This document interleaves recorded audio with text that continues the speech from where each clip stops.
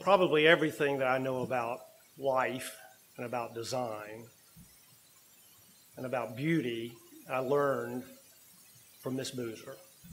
She owned the book and art shop in the small little town I grew up in. And I met her when I was 12 and she was 50 in 1964. And she taught me probably 100 different things. I have them written down in journals since I was 12.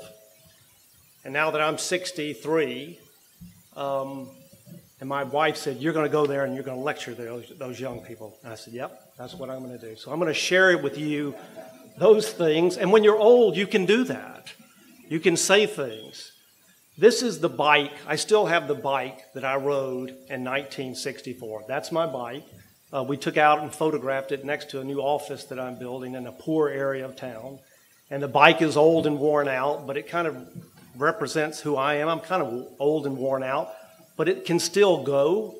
And the things I'm going to show you tonight have to do with still going. One of the things that Miss Boozer always said, I painted in, she taught me how to paint, she taught me how to write, and every time I did something, she'd say, there's still ink in the pen. And that was this thing, and it's like, keep going, there's still ink in the pen. And even when I messed up in life, and I did, and she saw me as a teenager mess up, and she'd always say, there's still ink in the pen. You're going to find, you're going to need to know that there's still ink in the pen. The next one is, if it looks hard, do it. Oftentimes, people are taking the easy route.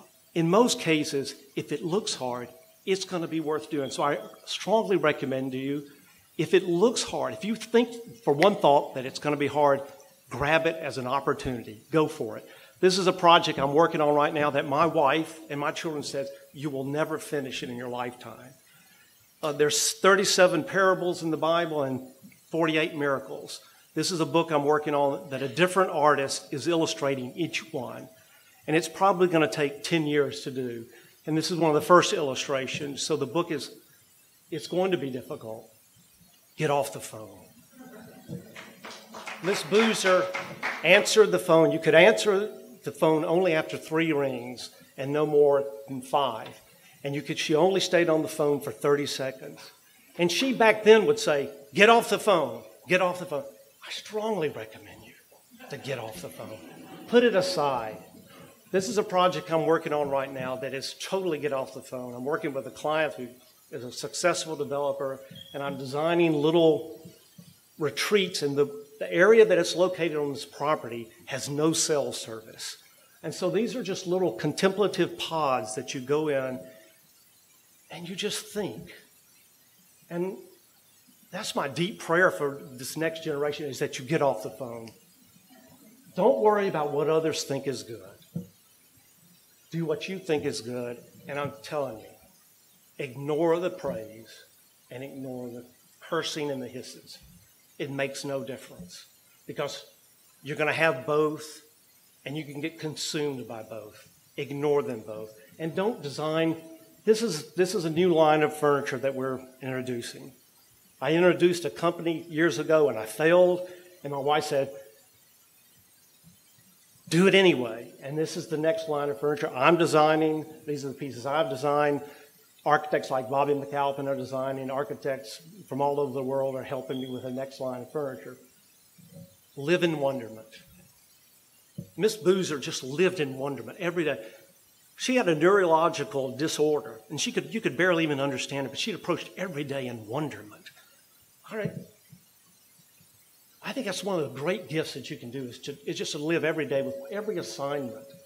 We're unveiling in February 6 different pop-ups that appear every 2 months.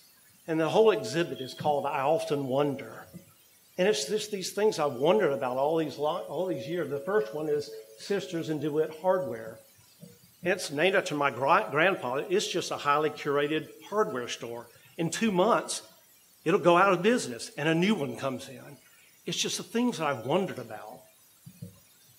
Spend time with people who are different from you. I was a jock in high school, and a lot of my friends said, why do you always hang out with Miss Boozer? I loved her. You couldn't understand her, but she taught me so much, and it taught me this deep desire to want to hang out with people who are different. This is my dear friend Frank. He's been my friend for 15 years. This is a book I'm working on right now. It's called Be Frank.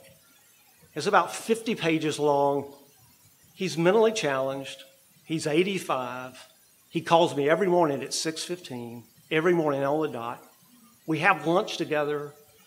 And I mean this sincerely. He's changed my life. He's one of the dearest men I know.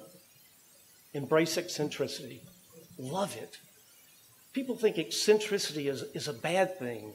It's breaking away from the norm. Don't be afraid of eccentricity. Embrace it. Go after it. Don't let people say, no, you don't need to go there. Embrace it.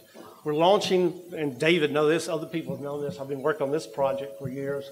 This is a new magazine that starts, we think, mid-year, and it's called The Eccentric. And it's just a total magazine that totally embraces people who are living to the beat of a different drummer, who have said, damn the torpedoes, I'm going to do what I've always dreamed about. And so as an older person saying something to young people, embrace eccentricity, cherish life. I've had cancer. I'm sick again, but I still cherish life. Miss Boozer, she was sick all of her life. She cherished it. Don't take anything for granted. Embrace it all. The next slide's going to be kind of morbid. I've been taking photographs of roadside crosses for 10 years now. And this is a new book that's coming out. I'm working with Chronicle Press, and it's just called Crossroads. And the reason it stirs me is that for years I went by all these crosses and I ignored them. I just said, oh, there's another cross. And then I started thinking, this is life. These are people. And so I say, cherish life. Cherish life in everything you do. This is the hard part. Miss Boozer, Rebecca, I named one of my children after her. She was my best friend. In 1992, I moved away from the small town and came to Birmingham. I forgot about Miss Boozer. I forgot about her. And she died, and I didn't even know it. And so I say to you, love design. Love it with all of your heart. But love people more. Love your faith more. Love your spouse more. Love your friends more. And that makes all the difference. If design is great, love design, but love people more. And I love you. Thank you.